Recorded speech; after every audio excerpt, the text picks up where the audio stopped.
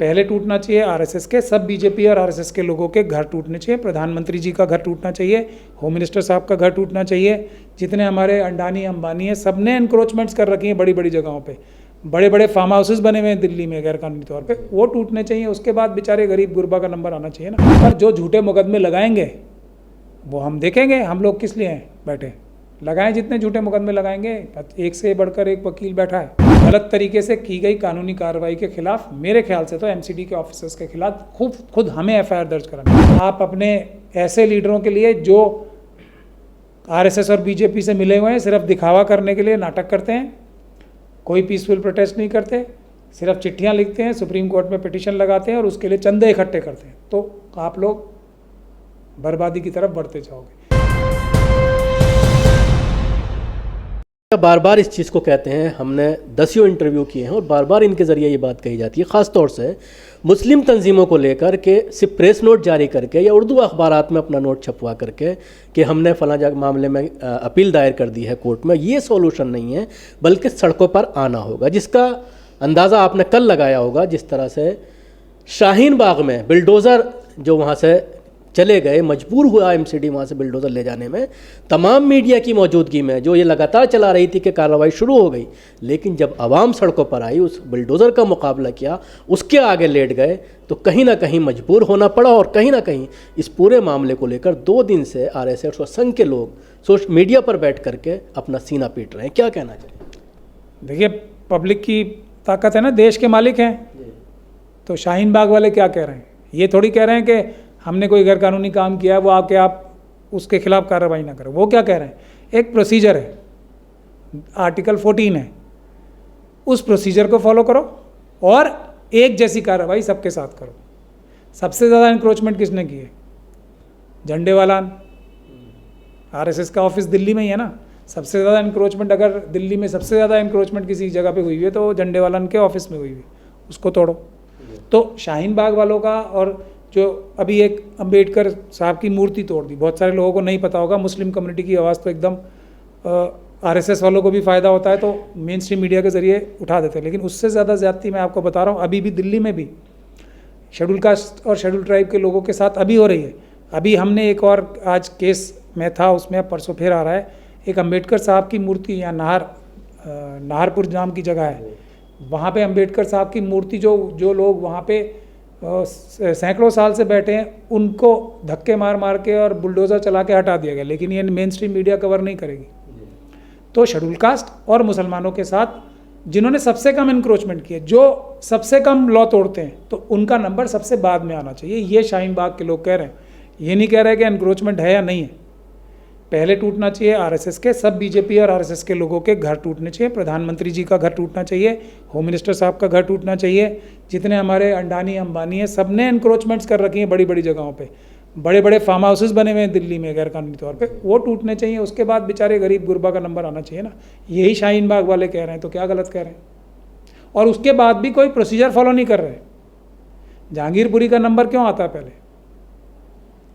ये नाहरपुर का नंबर क्यों आता है? क्योंकि वहाँ पे मुस्लिम रहते हैं, क्योंकि वहाँ पे शेड्यूल कास्ट शेड्यूल ट्राइब लोग रहते हैं। तो ये जो कार्रवाई है ना, ये भारत के संविधान के खिलाफ है, ये मनुवादी मानसिकता से ग्रसित कार्रवाई है, और उसके लिए पब्लिक सड़कों पे आई, देखिए रिलीफ मिला। और सबसे मुश्किल रिलीफ तो मुस्लिम इलाकों के लिए है ना, जब schedule caste schedule tribe community के साथ मिलकर प्रोटेस्ट होंगे, तो आप देखिए कि उसका क्या असर होगा। सड़कों पर आना चाहिए, लेकिन उसके बाद जिस तरह से कहा जा रहा है कानून को हाथ में लिया, सबके खिलाफ एफआईआर हो। आदेश गुप्ता बार बार कह रहे हैं कि एफआईआर होनी चाहिए अमातुल्लाह के खिलाफ, एफआईआर होनी चाहिए उस लेडी के खिलाफ जो एडवोकेट आरफा जो बुलडोज़र पर चढ़ गई, और उनको बंद कर देना चाहिए। नहीं, एफआईआर तो मोहन भागवत जी के खिलाफ भी होनी चाहिए ना। एफआईआर तो आदेश गुप्ता जी के खिलाफ भी होनी चाहिए। उनके घरों में एनक्रोचमेंट है ना, पहले जाके वो तो देख लें। क्योंकि पुलिस के भ्रष्ट अधिकारी तुम्हारा साथ दे रहे हैं, एमसीडी के भ्रष्ट अधिकारी तुम्हारा साथ दे रहे हैं, तो तुम कत्ल कर सकते हो। तुमने ज़्यादा बड़ी एनक्रोचमेंट कर रखी है ना, तो आपका नंबर क्यों नहीं आ रहा पहले? और जो झूठे मुकदमे लगाएंगे वो हम देखेंगे, हम लोग किस लिए हैं बैठे, लगाएं जितने झूठे मुकदमे लगाएंगे, एक से बढ़कर एक वकील बैठा है, वो इसके खिलाफ कानूनी कार्रवाई भी करेंगे।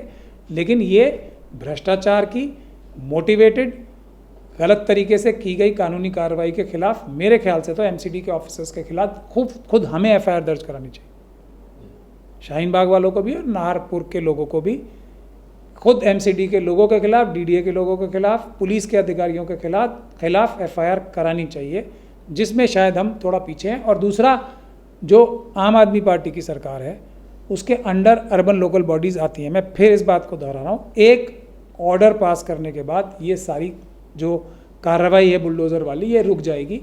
तो मैं गुजारिश ये करूँगा कि सब लोग अपने जो आम आदमी पार्टी के एमएलएज हैं उनके घर जाके भी इस बात के लिए उनके ऊपर दबाव बनाएं कि गवर्नमेंट ऑफ जीएनसीटी दिल्ली से एक नोट बनाया जाए और सभी कमिश्नर्स को ये डायरेक्शंस पास की जाएं कि किसी भी अनऑथराइज कंस्ट्रक्शन को विदाउट फॉलोइंग ड्यू प्रोसेस नहीं तोड़ा जाएगा। और अनऑथराइज कंस्ट्रक्शन तोड़ने के लिए जो ज़्यादा महत्वपूर्ण जगहें हैं, जिन्होंने ऐसी जगहों पे कब्जे कर रखे हैं जो हज़ारों करोड़ की हैं और जिनको आज तक रेगुलराइज नहीं किया गया है, शाहीन बाग और दूसरे एरियाज़ को तो 2007 के बाद वहाँ कोई कंस्ट्रक्शन नहीं हुई, उनको तो ऑलरेडी रेगुलराइज किया जा चुका है। तो ये सब कानूनी कार्रवाई दिल्ली सरकार को करनी चाहिए, जो वो नहीं कर रही उसकी बहुत बड़ी कमी और गलती है, इस बात को भी हमें महसूस करना चाहिए। एक आखिरी सवाल, तो क्या कहना चाहेंगे आम मुसलमानों से, जैसे शाहीन बाग में लोगों ने बचाया, क्या कहना चाहेंगे अगर इस तरह की स्थिति और किसी मुस्लिम बस्ती में होती है तो क्या करना चाहिए? यही करना चाहिए, बिल्कुल यही करना चाहिए, सड़कों पे आना चाहिए, पीसफुल प्रोटेस्ट करना चाहिए। मैं बार बार कह रहा हूँ 80% फ़ायदा उसी से होगा, 20% आपको अदालत से और दूसरे इदारों से फ़ायदा होगा। एकदम पहले से ही आना चाहिए ना, अगर आप पहले से ही रहेंगे तो ये बुलडोज़र की नौबत ही नहीं आती। आप डिमांड ये कहिए कि प्रधानमंत्री के घर में कितनी एनक्रोचमेंट है, शेड्यूल कास्ट शेड्यूल ट्राइब के भाइयों के साथ मिलके होम मिनिस्टर के घर कितनी एनक्रोचमेंट है, आरएसएस के हेडक्वार्टर पे कितनी एनक्रोचमेंट है, ये तो पहले आप डिमांड कीजिए ना। आप डिफेंसिव ही कहते हैं हमेशा, भाई आपको भी तो कानूनी कार्रवाई करनी चाहिए ना। आपका देश है, आपके देश की धरती पे इन्होंने कब्जा कर रखा है, उसको खाली कराने के लिए आप कुछ करेंगे नहीं तो वो आपके घर पे आएंगे ही। तो मेरी गुजारिश ये है कि schedule caste schedule tribe, OBC और माइनॉरिटीज़ के सभी लोगों को दिल्ली में और पूरे देश में आइडेंटिफाई करना चाहिए किस आरएसएस किस बीजेपी के व्यक्ति ने कितनी जगहें कब्जा कर रखी हैं, किसने अपने घर में क्या बढ़ा रखा है, और उसके खिलाफ कंप्लेंट करके धरने प्रदर्शन करने चाहिए कि आरएसएस और बीजेपी की ने जो एनक्रोचमेंट्स कर रखी हैं। खुद बीजेपी के हेडक्वार्टर पे जाके देख लीजिए, अशोक रोड पे क्या है वहाँ पे, आप गए होंगे बहुत बार, क्या एनक्रोचमेंट नहीं है वहाँ पे। तो पहले प्रदर्शन होना चाहिए बीजेपी के दफ्तर के बाहर 11 नंबर पे अशोक रोड पे, कि सारी एनक्रोचमेंट हटाओ। तब तो एक बेचारे जिस आदमी ने अपना छोटा सा घर आशियाँ बनाया है उस तक नंबर आएंगे, पहले इनके तो करो। तो ये एजिटेशन करना पड़ेगा, वो नहीं करेंगे तो आपके ऊपर हमले होते रहेंगे, आप सोते रहेंगे। आप अपने ऐसे लीडरों के लिए जो आरएसएस और बीजेपी से मिले हुए हैं, सिर्फ दिखावा करने के लिए नाटक करते हैं, कोई पीसफुल प्रोटेस्ट नहीं करते, सिर्फ चिट्ठियाँ लिखते हैं, सुप्रीम कोर्ट में पिटीशन लगाते हैं और उसके लिए चंदे इकट्ठे करते हैं, तो आप लोग बर्बादी की तरफ बढ़ते जाओगे। जैसे ही प्रोटेस्ट करोगे आपको रिजल्ट मिलेंगे, 100% मिलेंगे। शुक्रिया महमूद पराचा हमसे बात करने के लिए। जिस तरह से महमूद साहब ने कहा कि पीसफुल प्रोटेस्ट बहुत सी समस्याओं का हल है और सड़कों पर उतरना होगा, और ख़ास तौर से ऐसे लोग जिन्होंने संघ के लोग हैं या प्रधानमंत्री का घर है या ऑफिस है, इन सब चीज़ों की भी डिटेल्स निकाल करके उनको नोटिस भेजना होगा। और आरटीआई से जवाब निकल सकता है जब आप संबंधित अधिकारियों से, संबंधित जो संस्थाएं हैं उनसे जब आप आरटीआई में जवाब मांगेंगे तो उससे जवाब निकल सकता है, और कहीं ना कहीं ये लोग फिर बैकफुट पर नजर आएंगे। दिल्ली से कैमरा पर्सन नाजिम के साथ न्यूज़ मैक्स के लिए शकील अहमद।